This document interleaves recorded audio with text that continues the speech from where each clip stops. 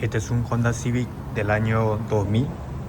El cliente viene de otro taller porque le cambiaron las bujías nuevas, los cables nuevos y algunos inyectores que hay ahí atrás.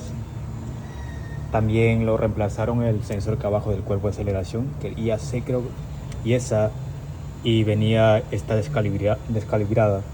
Ok, acabo de calibrarlo esto. Ok, fui a dar una vuelta, entonces el carro andaba normal.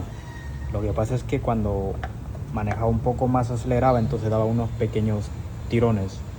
Y entonces en el escáner me salía misfire en total. Ahorita les voy a enseñar en todos los cilindros, dice. Ok, ahí aparece, espérame.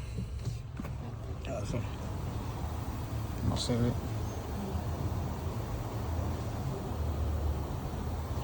Disculpan que a veces con la luz no se puede.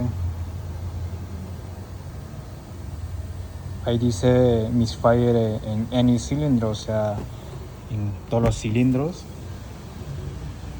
Y lo que pasa, lo que encontré es, mira, creo que en el otro taller no lo verificaron muy bien esto, que está muy rajado, mira. Ok, a veces cuando vienen carros de otro taller es que tienen problemas grandes o porque no hicieron bien el trabajo, no diagnosticaron muy bien. Simplemente a veces la gente en otros talleres cambia por cambiar sin saber, o sea, sin diagnosticar primero cuál es la falla. Simplemente le dicen, ¿sabes qué? Le cambiamos esto o esto, pero sin ver la falla. A veces el cliente le hacen gastar dinero por las puras y no solucionan el problema. Y acabo de encontrar lo que esto, necesitamos cambiarlo esto.